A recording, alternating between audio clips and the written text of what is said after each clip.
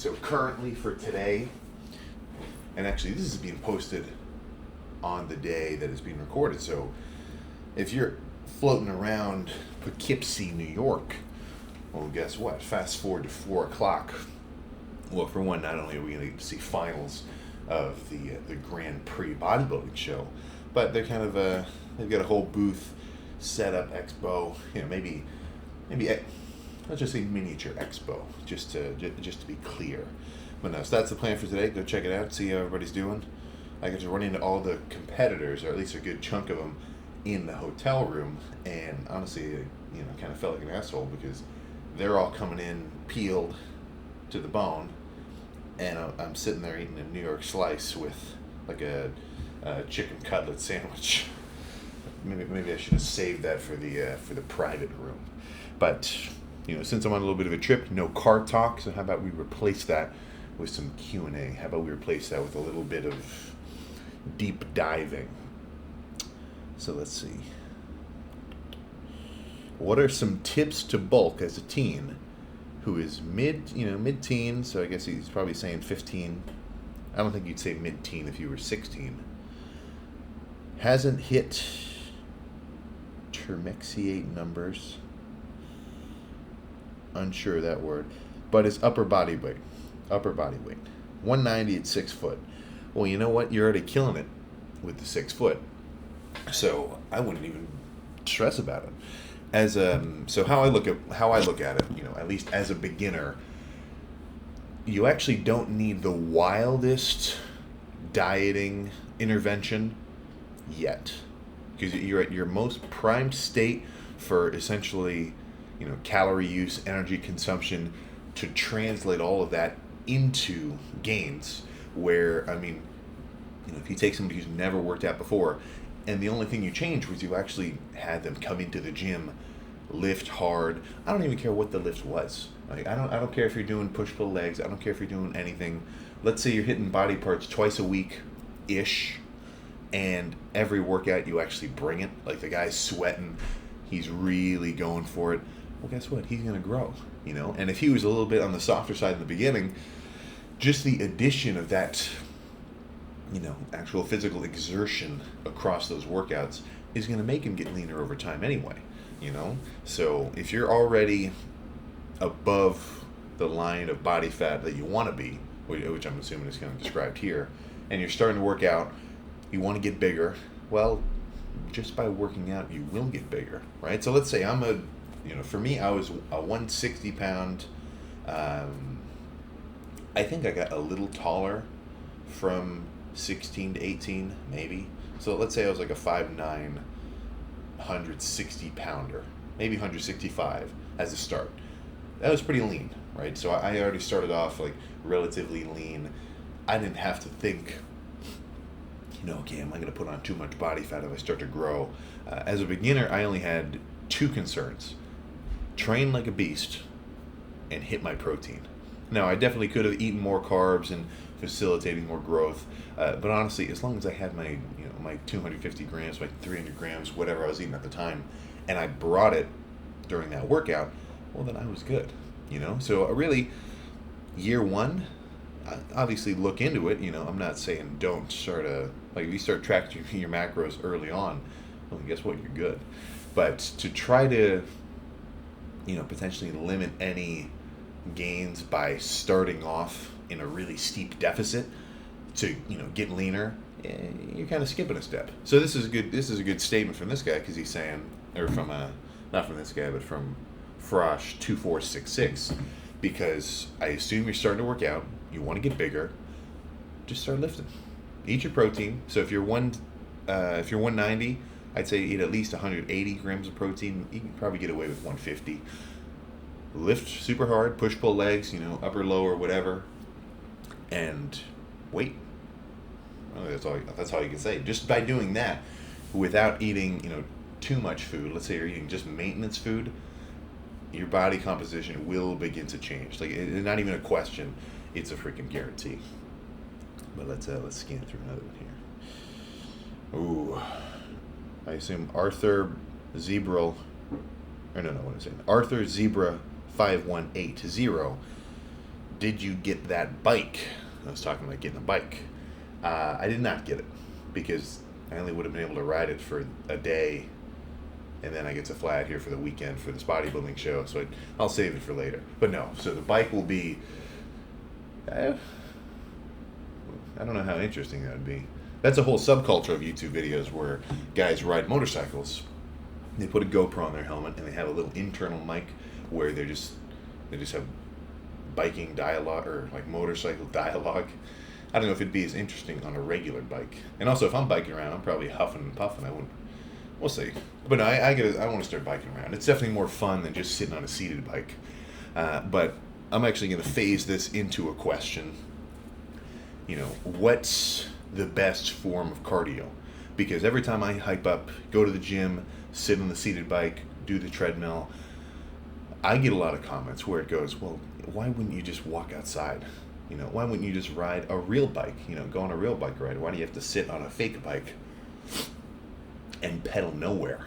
And then also the logic is like, then you have to drive to the gym instead of something you could do right at home.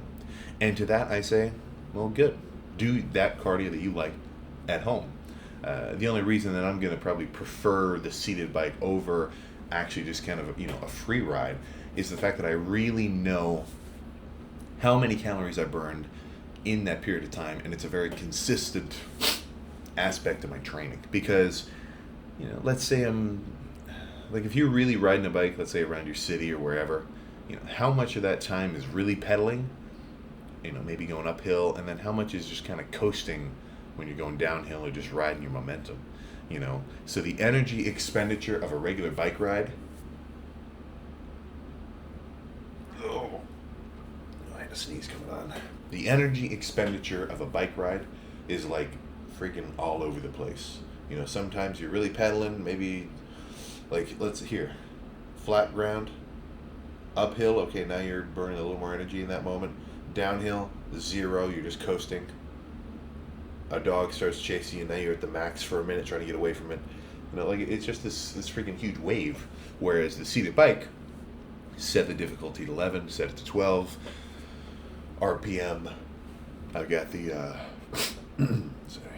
I've got the meter that says, how many RPMs I'm actually doing, 80, 90, 100, whatever. I know it's very consistent. So instead of this jumble of energy, it's just a very consistent bar. And then that's really the description of low intensity steady state cardio, is you're just elevating your heart rate to a degree, not like a crazy, hyper exertion sprint degree, but above baseline enough that you're now burning more calories than you would just by sitting, because the point isn't even necessarily like,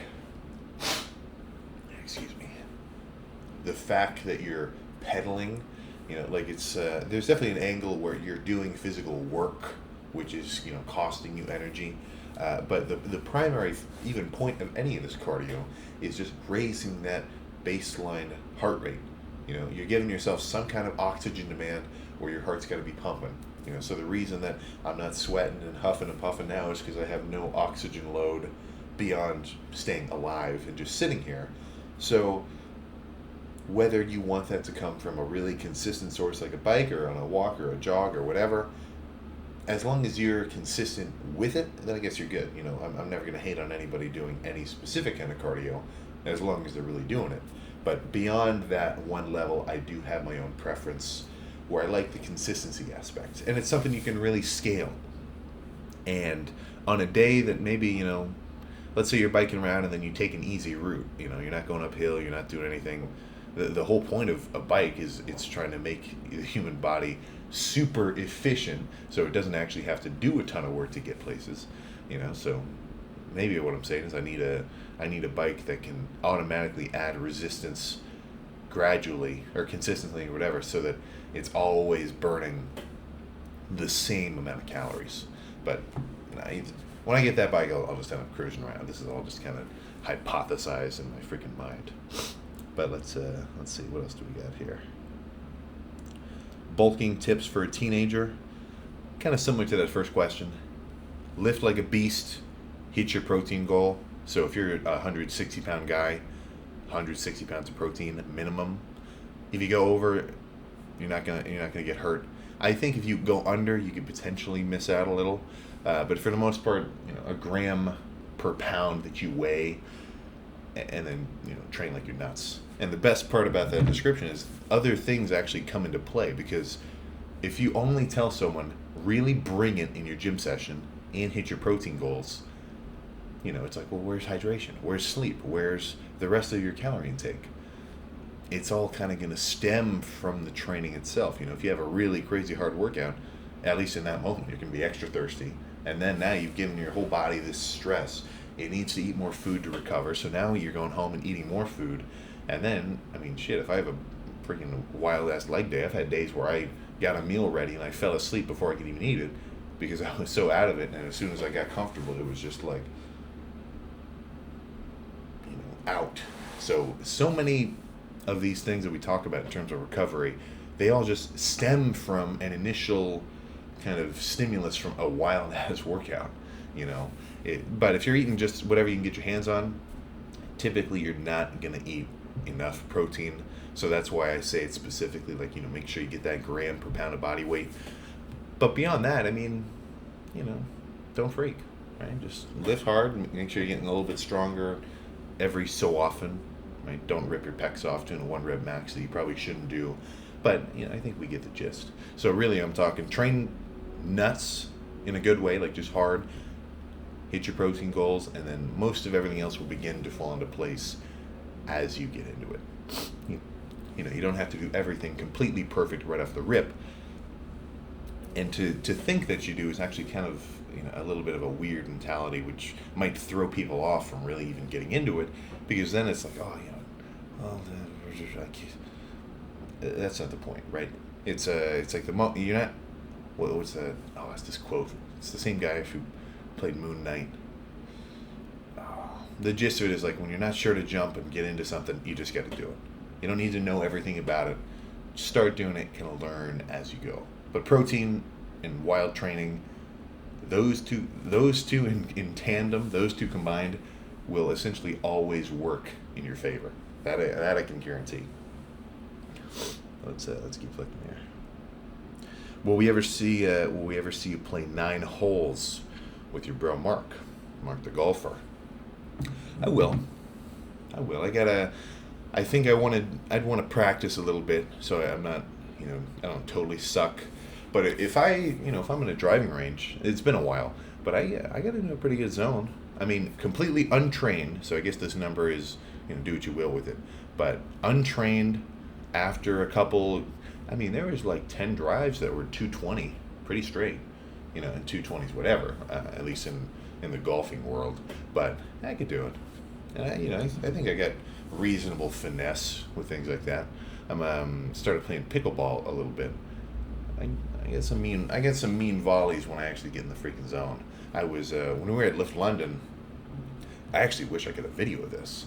I was, it was this athlete day, so they had all the Gymshark guys come out. We all did all sorts of different kind of group activities, competition, and we're all eating lunch. And there's a ping pong table in this little lunch hall, and we're just going back and forth. And I was like, these were professional hits. I'm talking millimeter above the net, all the way to the edge, backspin.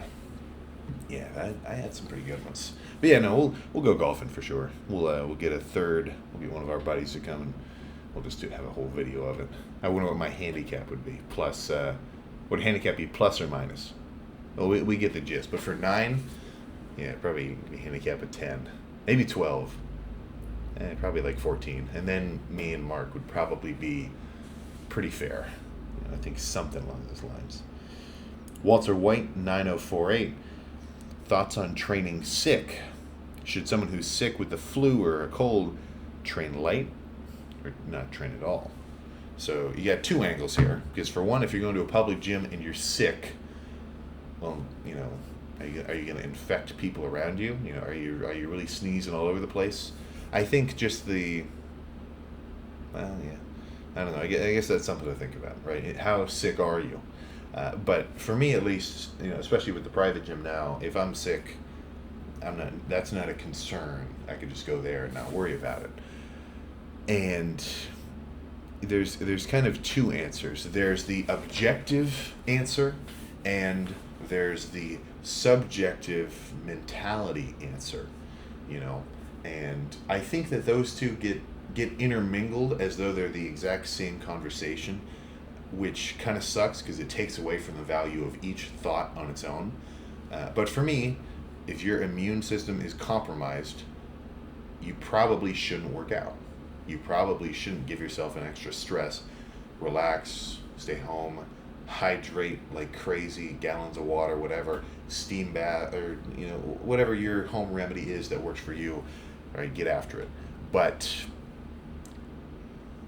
if you're a nut, right, if you're crazy about working out, well then nothing's going to stop you, even a little bit of sickness. And then, who cares if you're sick? You're still going to go to the gym and bring it because nothing's going to stop you, and you're not going to let anything stop you.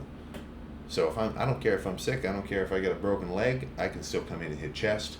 I don't care that it's snowing. I'm going to freaking risk crashing my car driving, 20 miles through 12 inches of snow to get to the only gym that's open so I can hit legs. That was my own story, which objectively probably shouldn't have done that. But, as a little bit of a proof of concept for you, when things really aren't going your way, right? When shit is off the rails, to still bring it in a moment like that, it, at least for me, I always feel like it kind of just proves that how bad I want it, So even though, yes, objectively, rest days, not always going crazy heavy, there's objective points to training which you kind of need to learn. That's the more wisdom end of working out, right? Like knowing when to actually do less, right? It's like a hit without hitting kind of thing, But I think that's a good, area of thoughts to embrace, coming from starting off as a hard-headed, completely 100% determined, immovable object. I'm going to go after this thing no matter what. And then kind of learning the ways after that, right? It's like I want the ability mentally to work out every day, nonstop. Nothing will change that. It's simply a fact of life. Like the sun is going to rise. But I know objectively sometimes not doing that is actually the answer, But if you skip this part, if you skip that hardcore mentality part, then are you taking a rest day because you really know it's necessary? Or are you taking it because you're lazy and you want to skip? Right? Are you maybe pulling back in your training today because you might have kind of tender elbows and you can tell a little bit of an activation light arm day works today. I don't need to really bring it, because there are cases where it's like that, right? Not every one of my lifts is insanity. Now that I know that's kind of a better approach for my own longevity. But people who aren't willing to do all this, I think their motivation to back off in their training sometimes doesn't come from a genuine point of progress, but potentially from a point of, I don't want to do it. I'll take a rest day. Right? You can take a rest day because you need it, or you can take a rest day because you want it. And the people who take them because they want it, I think are just something about them, some kind of innate quality that you can't just write out on paper. It's just different, right? It's a different thread from those two people. So that has a little bit of a divergence from the question, but I'd say probably don't train if you're sick. But if you're a beast, I can't stop you. It's something along those lines. Average Potion 420 asks, are you into Stoicism? Not into it like it's my main thing ever, but it's kind of a good, there's good tips from every sort of, kind of philosophy there is. You can't pinpoint it down to just one in particular. But the main gist of all the Stoic guys is basically, don't cry over spilled milk. Actually, that's probably it. That's the basic gist of it, So it's the gist is, if something's in your control, going to the gym, doing your workouts, keeping yourself in order, whatever, you should do it. But don't freak out if shit just happens. Like, what are you supposed to do? What's the best move if you drive to the gym Friday night? You got chest. It's the only gym in your town. What's the best move to show up and then the gym is closed? Is it to get pissed and say, why the fuck? Or is it to say, shit, well, okay, let's do something else. Or let's do a bodyweight workout or whatever, right? You save yourself the hugabaloo and just move straight to action. And of course, that's just a mentality. I don't think like that all the time. If I show up to a gym to hit arms and I'm hyped about it and then the gym is closed and I've got no option, that's probably going to suck for me. But I don't want to make a fuss, if you kind of catch what I'm saying. And don't think about any of these kind of like thought process kind of things, like with all these kind of philosophy, especially all the YouTube channels, or like don't take it as the gospel. It's information that you can apply to your life, but it's not as if there is a cure-all to any of your own kind of problems. So don't think about it like, oh, I found the answer. It's like maybe you found an answer to a few problems. There's a lot more to it than just, oh, this was the best book ever. It changed my life, and then everything is awesome after that. I don't think there's a ton of that happening. What is your motivation to keep on grinding every day? What keeps you going? Asks Cryptic KXO. I was thinking about this a little while ago, and I think it felt cool for me to think to myself. Because why does anyone work out at all? Typically, the goal is, I want to get this big. Right in the beginning, I'm looking at someone who is big and saying, I want to be like that. So that is a very direct, let's say that's a grade 1 goal. You want to reach a point in progress at a certain amount of time. But I think with working out, and with really any endeavor, sometimes you can level that goal up to grade 2. And you could probably describe it in like 5 grades of goals or whatever. But how I look at it is not necessarily reaching any particular position in working out because I like it. Like apart from what I'm saying right here, I just like to do it. So it's fun for me. So of course you're going to do it. That's like asking a kid why he's swinging on the swing. He's like, dude, this is fun. Why wouldn't I want to do this? But in terms of actual goals, where it's like, okay, am I driven to reach a certain version of myself? Like, do I have a picture of someone where it's like nailed up on the wall, and I'm like, I gotta look like this? Not exactly. The point now, which has kind of changed, like when I started working out, I probably just wanted to look a certain way. But now my goal is just keep going. Keep getting bigger, keep getting leaner, keep getting stronger. The stronger part's not super important to me. Like it's cool, but I don't need to be stronger. I want to be, bigger, more muscular, defined, like stuff like that. And really just keep going. My goal isn't arriving. I feel like my goals are becoming. So it's not reaching a single point. It's just continually heading in this upward direction and seeing what happens. So that's how I feel about it. And with a mentality like that, I've never really felt kind of any sort of anxiousness about how long it was going to take, because the journey is like supposed to be the fun part. I know that's like so cliche to say, but it really is. Like, I'm not looking at it as though, in 3 years I'll finally have reached my goal and I can be done with working out. Like, that's not the point. I'm going to keep doing it because I like it the whole time. So it's it's more like I'm just on this journey with the working out, and I'll just see what happens. So it's as though I've got a story unfolding in front of me, and I want to see what happens next. That's kind of how I think about it. And it's like if you're reading a book and you love the story, you're going to keep turning the page, and you're going to keep watching, and you're just going to keep seeing what the hell goes on next. Let's find one more here. Distan66. I struggle to know how many sets I should do in a workout, and in what order I should do certain movements. For example, on a classic arm day, it makes me overthink my workouts. How do I simplify my time in the gym so I enjoy it more? So this is a classic example, Distan, where the abundance of choices will actually lead to indecision. Because you could do a million different pushdowns or overhead extensions or curls or And then beyond exercise selection, which you can do a million different workouts just from picking different movements. You can also, each of those movements, you can do a heavy set, you can do a light squeezing set, you can do maybe you could do a drop set, you could do a pre-exhaust set where you do like lightweight first and then heavyweight. That's an awesome thing to bring up because there's so many crazy ass ways to do it, and then everybody says their way is the best. How I look at it is I think you'd probably want to give yourself some constraints. So by constraints, I don't mean like you're not allowed to do this, or this. How I have done it so far is typically I look at a workout as, okay, this is going to have this many sets.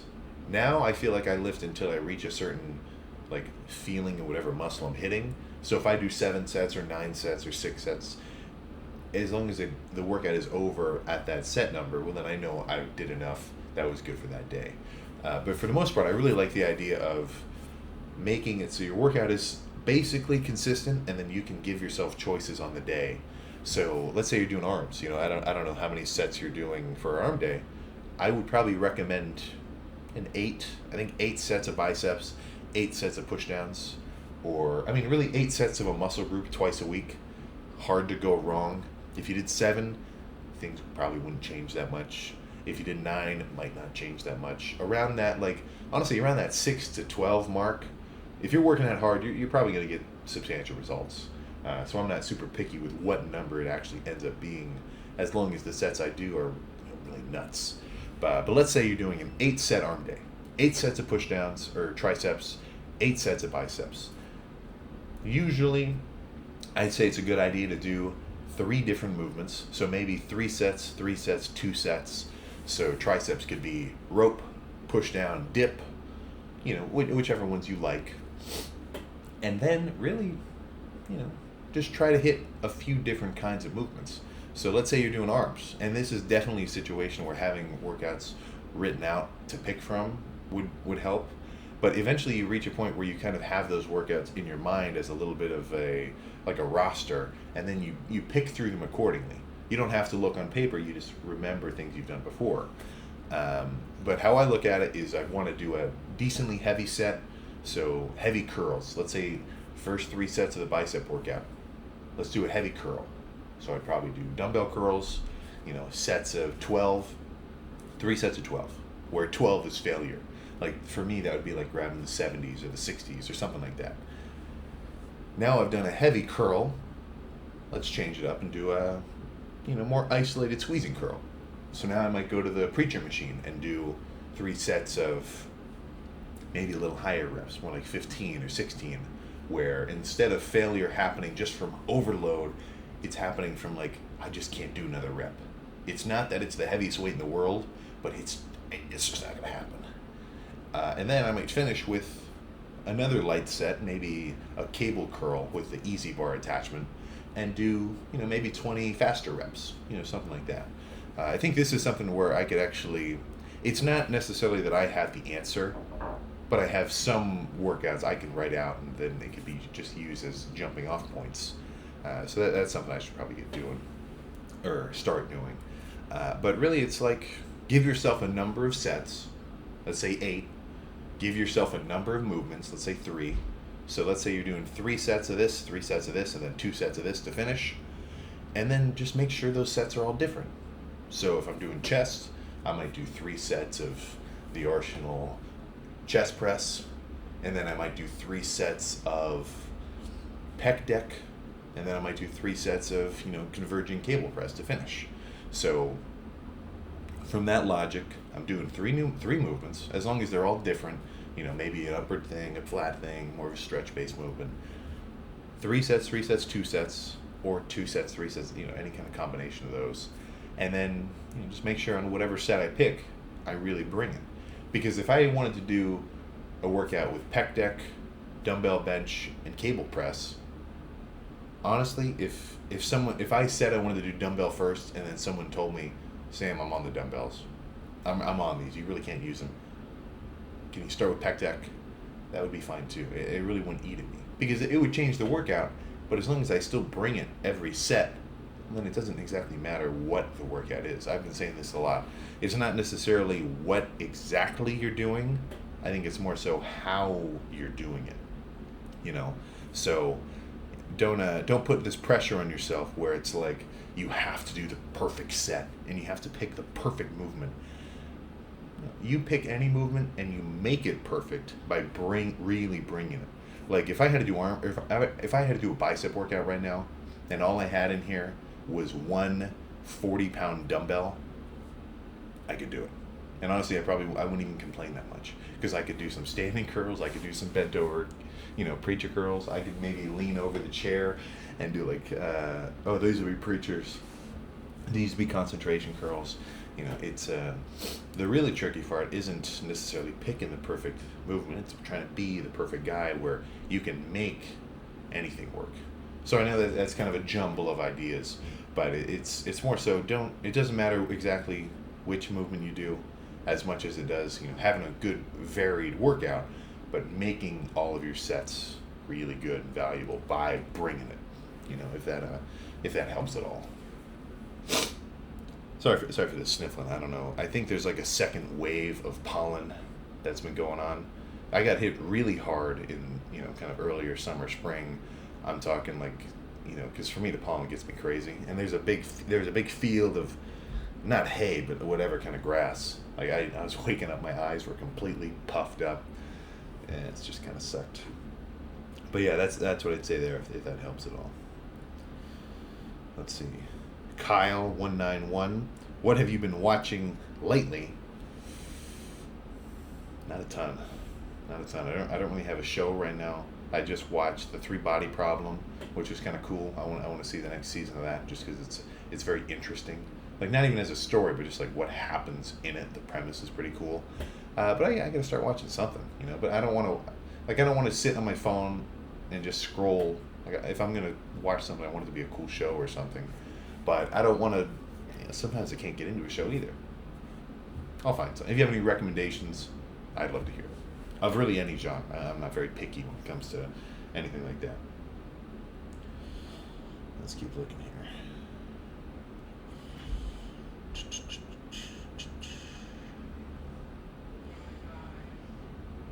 How much overlap do you see in powerlifting versus bodybuilding specific training? Asks Arthur Harris 195. That's a good question. Obviously, with heavier compounds, they overlap decently in terms of at least the movement that is being done.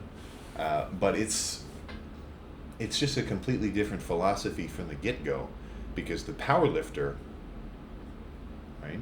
He's trying to optimize his body to move the most weight, whereas the bodybuilder is essentially almost trying to put himself in a semi-weakened position, where it's like if I'm doing incline bench, or sometimes heavy movements aren't as good, but for a lot of the work, it isn't, utilize every muscle possible to lift this.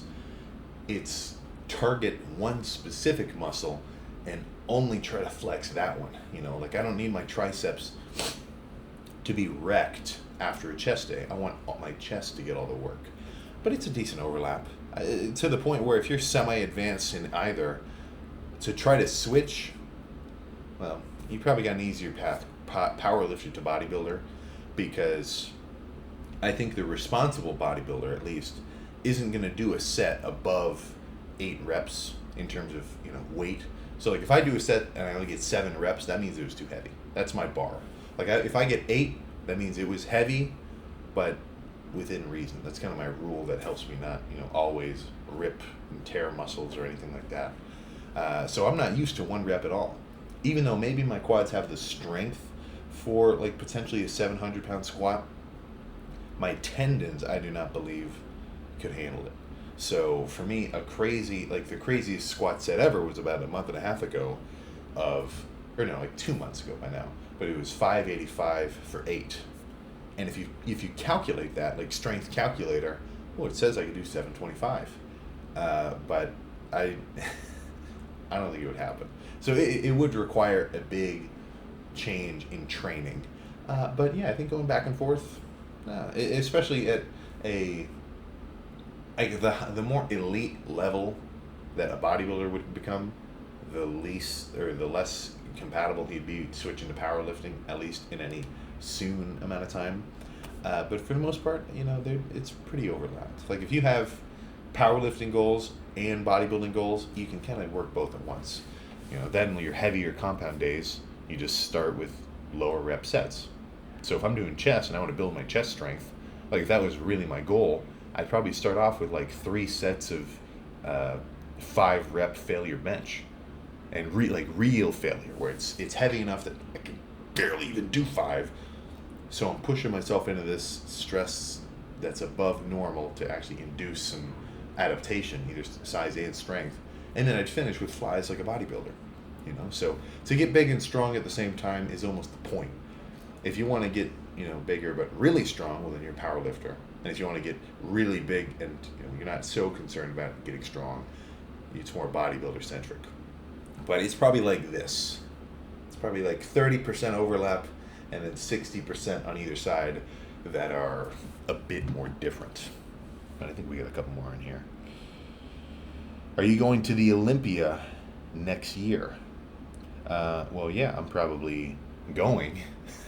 I don't know exactly what the qualification status is, but to go to the Olympia, I think they just changed their ruling where for a while it used to be if you win any professional bodybuilding show, I don't remember if it's in your class or the overall.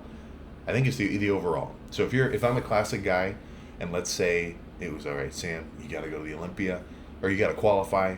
What do you have to do? Well, I would have had to find a professional bodybuilding show, compete against seasoned professionals, and win.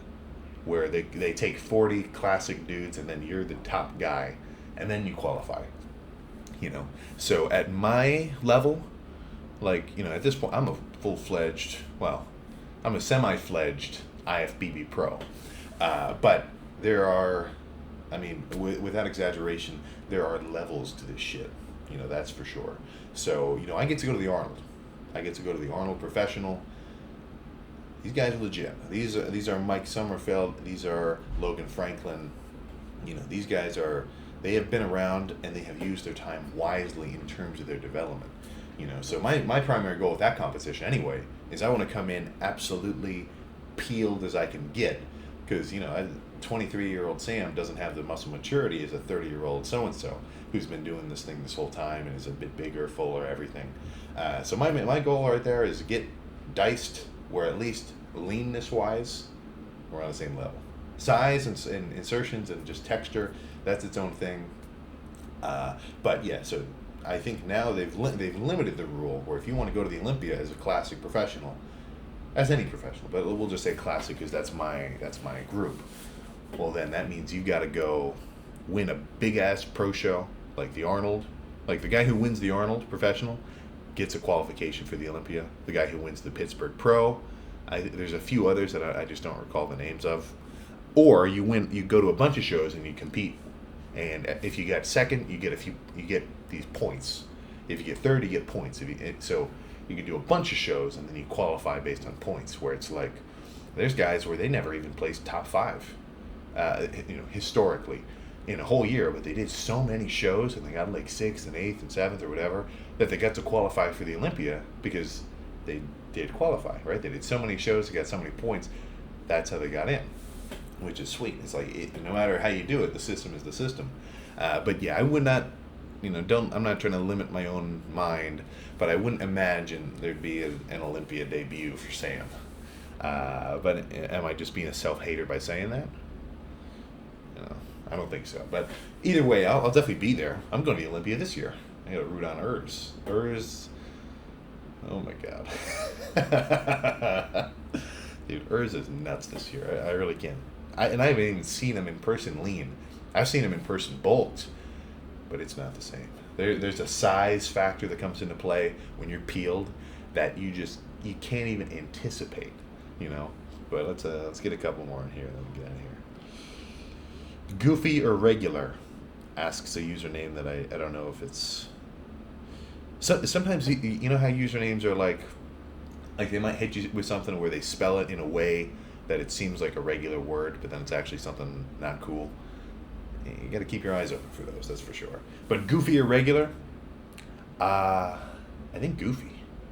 I'm pushing with my left leg. I got my right foot in front, and I'm pushing with my left, so I'm pretty sure goofy. But let's see.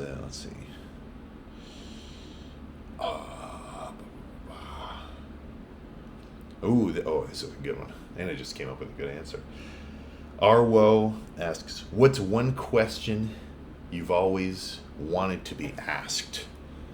Yeah, one question I want to be asked is, do you remember this?